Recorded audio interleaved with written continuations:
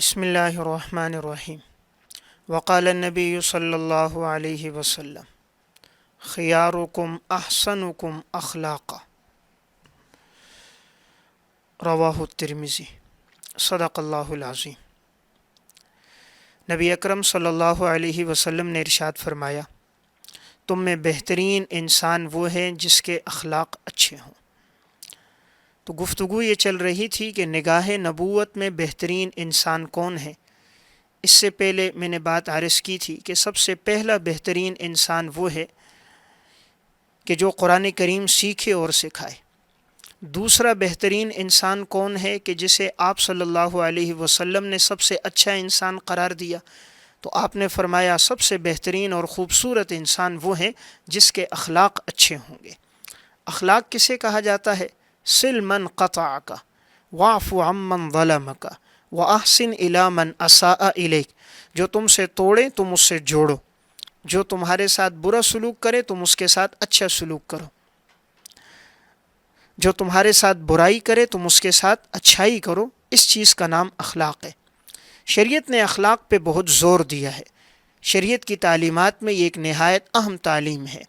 اسی لیے نبی اکرم صلی اللہ علیہ وسلم نے ارشاد فرمایا کہ دو چیزیں ایسی ہیں کہ جو انسان کو جنت میں لے کر جانے والی ہیں، اور دو چیزیں ایسی ہیں جو اکثر انسانوں کو جہنم میں لے کر جائیں گی۔ تو جنت میں لے جانے والی دو چیزیں ہیں، دو اعمال ہیں۔ نمبر 1 تقوی اللہ اور نمبر 2 حسن الخلق۔ پہلی چیز ہے اللہ کا ڈر اور دوسری چیز ہے اچھے اخلاق۔ اور دو چیزیں جہنم میں لے جانے والی ہیں کہ جن کا غلط استعمال ہوگا تو انسان جہنم میں جائے گا۔ نمبر 1 الفم، منہ کا غلط استعمال، زبان کا غلط استعمال اور حرام کھانا، اور نمبر 2 الفرج، شرمگاہ کا غلط استعمال۔ تو یہ سنن ترمذی کی روایت ہے۔ تو جو دو چیزیں انسان کو جنت میں لے کر جائیں گی تو ان میں ایک چیز ہے انسان کے عالی اخلاق۔ آپ صلی اللہ علیہ وسلم نے ارشاد فرمایا، ما من شیء اثقل فی میزان المؤمن یوم القیامۃ من حسن الخلق۔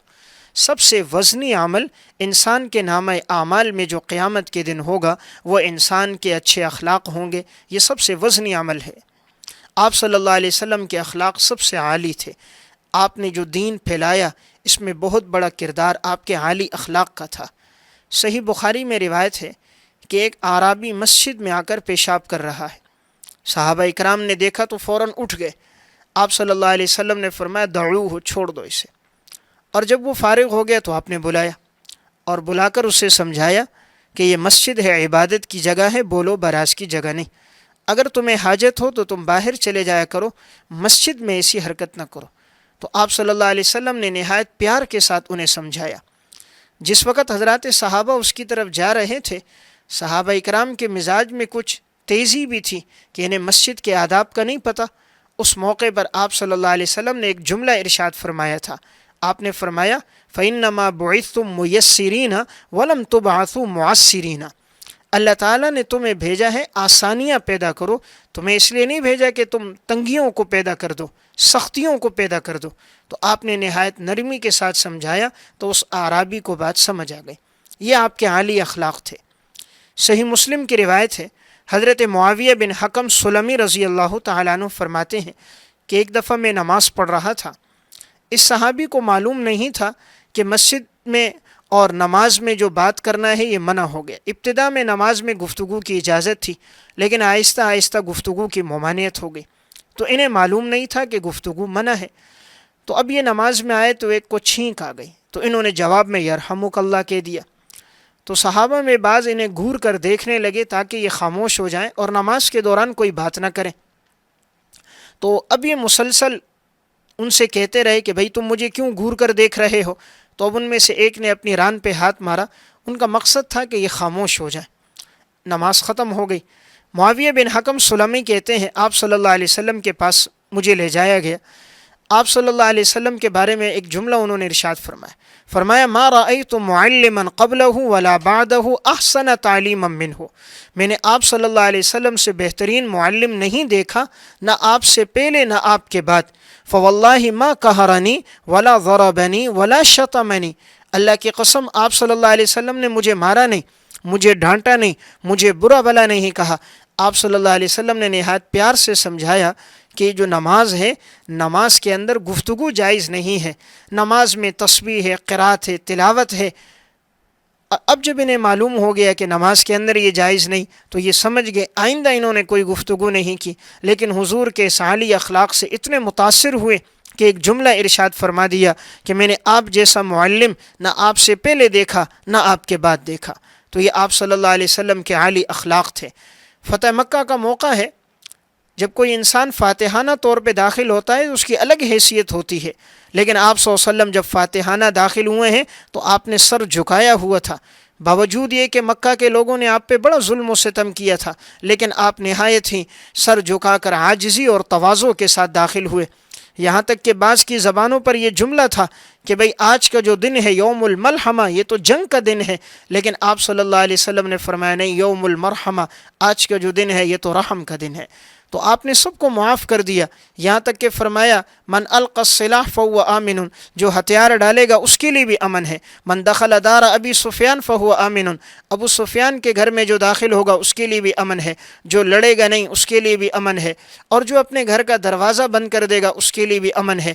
تو آپ نے یہ امن کا پیغام دے کر بتا دیا، اور آپ کے اس عالی اخلاق کا اتنا اثر ہوا کہ فتح مکہ کے بعد پھر جوق در جوق لوگ اسلام میں داخل ہونا شروع ہو گئے۔ تو دوسرا بہترین انسان وہ ہے جس کے اخلاق سب سے اچھے ہوں۔ حضرات سلف کے اندر بھی یہ معمول تھا، ان کے اخلاق بہت عالی تھے۔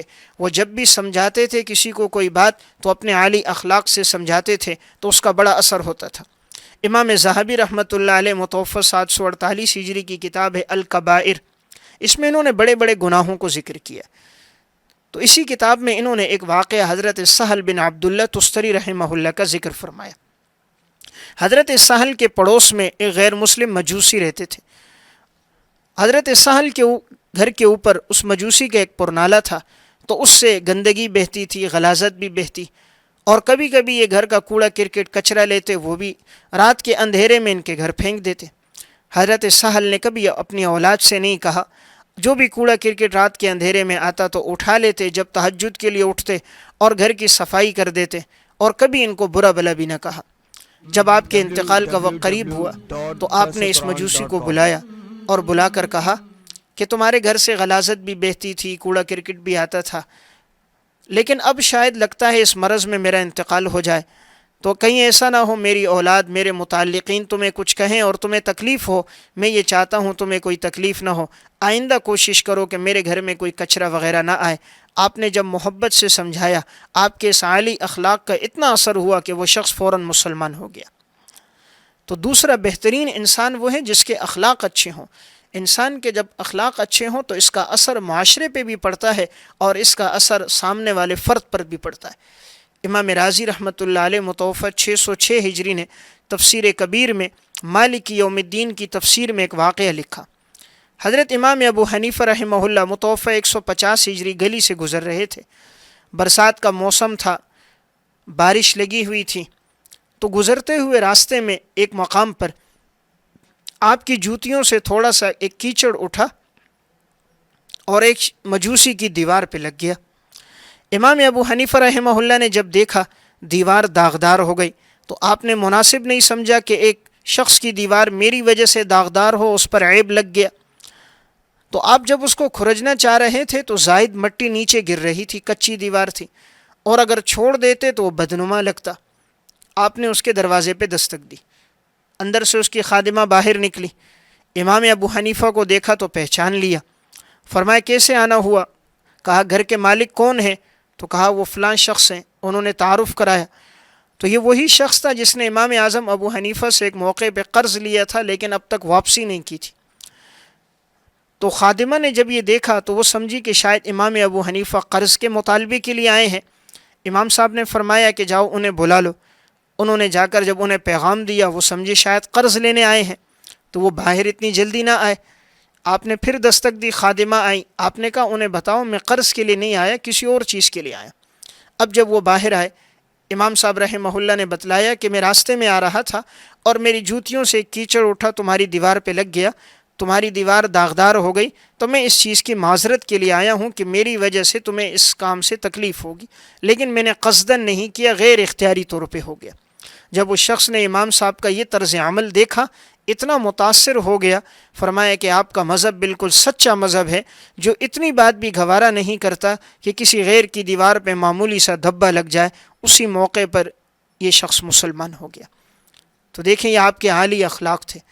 آج تو ہم دوسروں کی دیواروں پہ چاکنگ کر دیتے ہیں، پوسٹر لگا دیتے ہیں، ان سے پوچھتے ہی نہیں انہوں نے رات رنگ کیا، صبح دیوار پہ کیا دیکھا؟ پوسٹر لگے ہوئے، کیا دیکھا؟ دیوار پہ چاکنگ ہوئی ہے۔ تو یہ کام درست نہیں ہے، اس سے دوسرے کو تکلیف پہنچتی ہے۔ تو عالی اخلاق کیا ہے؟ ہماری وجہ سے کسی کو تکلیف نہ پہنچے۔ تو نگاہ نبوت کا دوسرا بہترین انسان وہ ہوگا جس کے اخلاق اچھے ہوں گے۔ معاصر شیخ الاسلام میں واقعہ ہے، حضرت شیخ الاسلام مولانا حسین احمد مدنی رحمہ اللہ ریل میں سفر کر رہے تھے۔ آپ کے قریب میں ایک غیر مسلم بیٹھا ہوا تھا، ہندو تھا۔ دوران سفر اسے قضائے حاجت کی ضرورت پیش آئی۔ اب وہ اٹھا، قضائے حاجت کے لیے گیا۔ ریل کے ڈبے میں جو قضائے حاجت کے لیے جو مقام تھا اس بیت الخلاء میں وہ پہنچا، تو جیسے اندر گیا تو وہاں کوئی شخص ان سے پہلے گیا تھا، لیکن اس نے اس مقام کی صفائی ستھرائی نہیں کی تھی، بولو براز وہاں پڑا تھا۔ تو یہ شخص فوراً واپس آیا، اس کے چہرے پہ ناگواری کے آثار تھے۔ حضرت مدنی رحمہ اللہ سمجھ گئے، حضرت اٹھے اور کچھ گتے پڑے ہوئے تھے وہ حضرت نے لیے، ایک لوٹا پانی لیا، چند ارد گرد میں آپ کو کچھ کپڑے مل گئے، آپ نے وہ لے لیے اور گئے اور اس مقام کو بالکل صاف ستھرا کر دیا، پانی بہا دیا اور ایک لوٹے میں پانی بھی رکھ دیا۔ اب اس سے کہا کہ اب آپ جا سکتے ہو۔ اس نے کہا میں ابھی ہو کے آیا ہوں۔ کہا نہیں اب آپ چلے جائیں۔ جب وہ وہاں پر گئے دیکھا واقعی جگہ بالکل صاف ستھری تھی اور پانی بھی موجود تھا۔ قضائے حاجت سے فارغ ہو کر آئے، آپ کے عالی اخلاق سے اتنے متاثر ہوئے، اتنے کہنے لگے آپ کا دین سچا دین ہے، حالانکہ میں آپ کے مذہب پر نہیں، آپ کا مذہب الگ میرا الگ، لیکن آپ کے عالی اخلاق سے میں متاثر ہوا ہوں، اور یہی بات ان کی ہدایت کا ذریعہ بن گئی۔ تو دوسرا خوش نصیب انسان نگاہ نبوت میں وہ ہے کہ جس کے اخلاق اچھے ہوں۔ تو ہمیں کوشش اس پر یہ کرنی چاہیے، اپنے اخلاق کو عالی بنانا چاہیے۔ آپ صلی اللہ علیہ وسلم کا طرز عمل دوست اور دشمن سب کے ساتھ یکساں تھا، آپ کے عالی اخلاق سے سبھی متاثر ہوتے تھے۔ ابو جہل کا بیٹا ہے عکرمہ، یہ واقعہ علامہ ابن اسیر جزری رحمۃ اللہ علیہ متوفہ 630 ہجری نے اپنی کتاب اسد الغابہ فی معرفت الصحابہ میں لکھا کہ جب حضرت عکرمہ اسلام قبول کرنے کے لیے آ رہے تھے، آپ صلی اللہ علیہ وسلم خوشی میں اٹھے۔ آپ اٹھے ہیں تو آپ کے کندھے سے چادر نیچے گرنے لگ گئی، آپ خوشی سے اٹھے اور آپ نے ان کا استقبال کیا۔ آپ صلی اللہ علیہ وسلم کے اس استقبال سے بھی وہ بڑے متاثر ہوئے اور آپ نے انہیں سینے سے لگایا، اسلام کی دعوت دی اور اسی موقع پر وہ مسلمان ہو گئے۔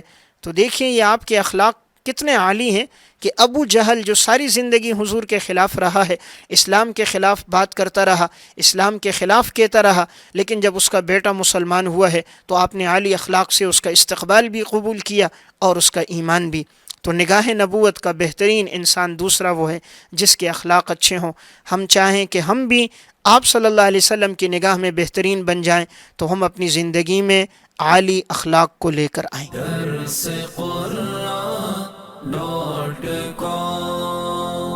www.darsequran.com